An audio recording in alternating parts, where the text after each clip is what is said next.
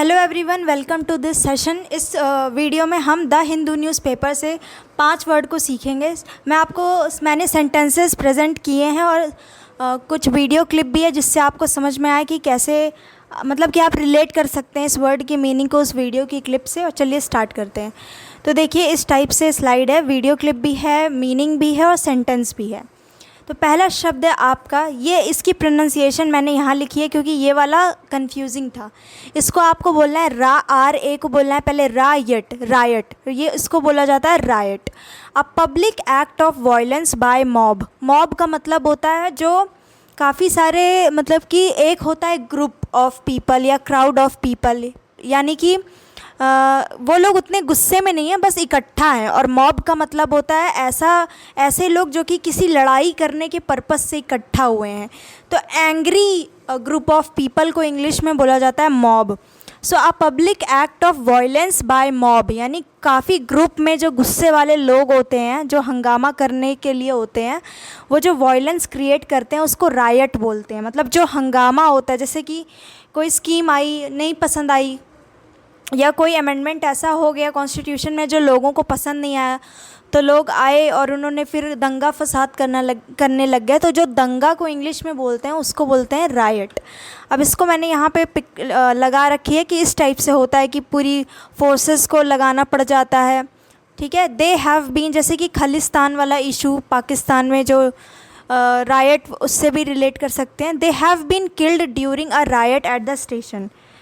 तो कुछ लोगों की बात हो रही है, दे यानी प्रोनाउन है, कुछ लोगों की बात हो रही है कि they have been killed during a riot, यानी वो लोग मारे जा चुके हैं during a riot at the station, यानी कि रायट के दौरान स्टेशन पे मारे जा चुके हैं। ठीक है, फिर नेक्स्ट वर्ड है आपका इरप्ट।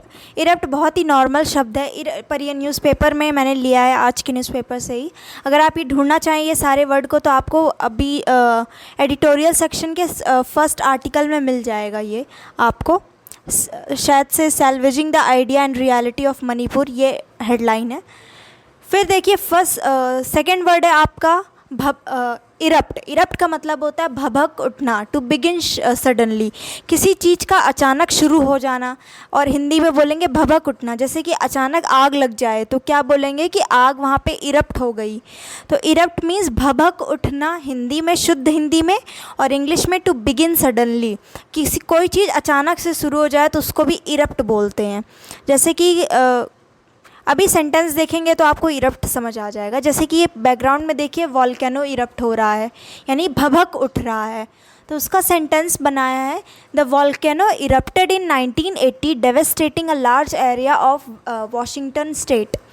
यानी कि वॉल्केनो जो भभक उठा था कब, 1980 में। डेवेस्टेटिंग, ये वर्ड आप ऑलरेडी इसी सीरीज़ में देख चुके हैं।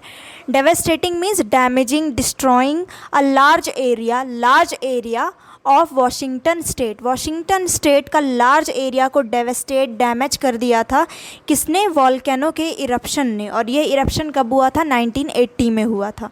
तो इस तरीके से आपने वॉल्केनो को निकलने को आपने इंग्लिश में लिख दिया इरप्ट। इरप्ट प्रेजेंट फॉर्म एक नॉर्मल वर्ड है इरप्ट, और इरप्टेड, कोई चीज़ इरप्ट हुई थी तो आपने ईडी लगा दिया, इरप्टेड। फिर थर्ड वर्ड है आपका ब्रूस। ब्रूस का मतलब होता है इंजरी, चोट को इंग्लिश में बोलते हैं ब्रूस। काफ़ी सारे चोट हैं तो ब्रूसेस भी बोल सकते हैं, पर किसी भी प्रकार का जो बॉडी में चोट होता है उसको बोलते हैं ब्रूस, इंजरी। अब इसका जैसे यहाँ पे देख सकते हैं आप, 1 second,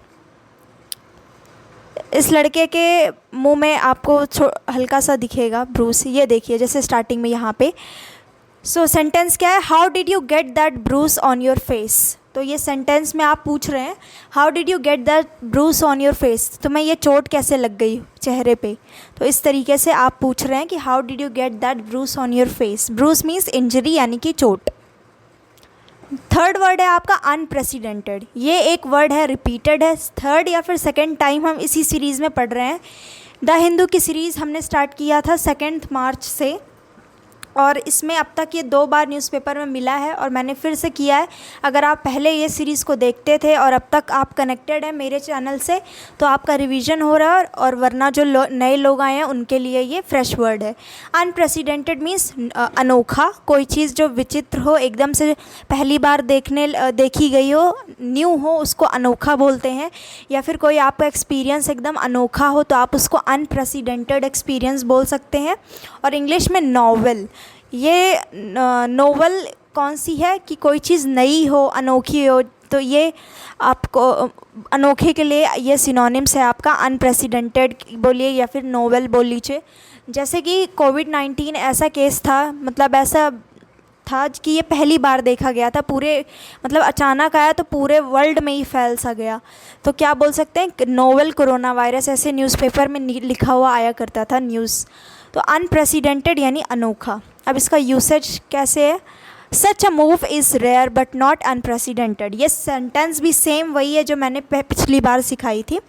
such a move is rare, जैसे ये लेडी एक्शन कर रही हैं तो इस टाइप का मूव थोड़ा रेयर है, हालांकि रेयर नहीं है बट सेंटेंस पे फोकस करना है हमें कि ये जो मूव है जो ये कर रही हैं ये रेयर है, मतलब डिफरेंट तो है लेकिन ऐसा भी नहीं है कि एकदम अनोखा है कि पहली बार ही ये ईजाद हुआ है, इन्वेंट हुआ है।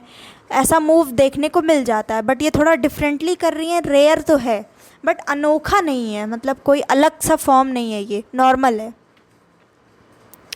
फिर है आपका वायरुलेंट या फिर वीरुलेंट, दोनों प्रोनाउंसिएशन करेक्ट है।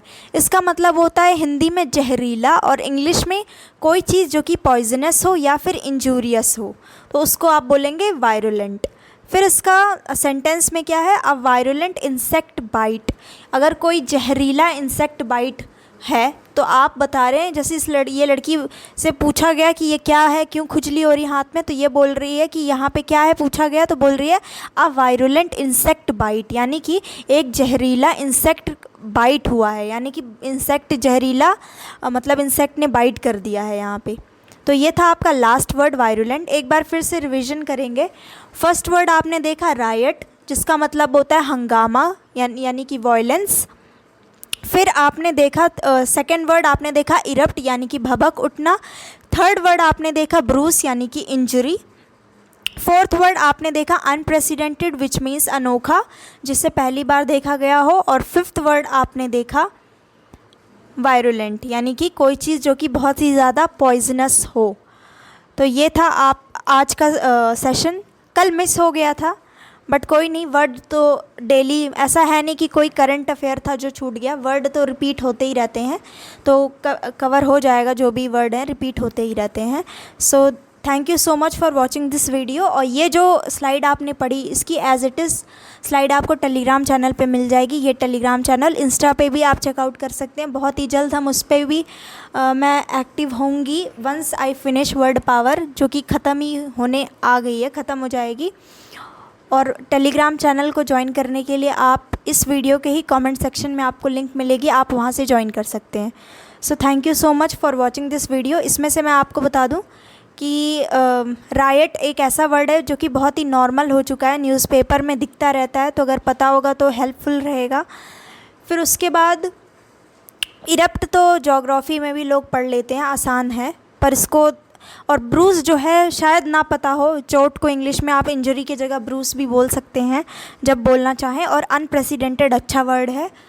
और वायरुलेंट भी नॉर्मल ही है, पर आदत रहेगी यूज़ करने की तो आप पॉइजनस, जहरीली कोई चीज़ जो कि जहरीला है तो उसको ज़्यादातर लोग पॉइजनस बोलते हैं। तो instead of saying poisonous you will be able to say virulent, mind will suggest you 2 words, तो तब आपके पास ऑप्शन होगा इधर यू कैन यूज़ पॉइजनस और वायरुलेंट। तो thank you so much for watching this video and use these words into sentences, then only you will be able to retain these words. मिलते हैं नेक्स्ट सेशन में। Thank you so much for watching this video.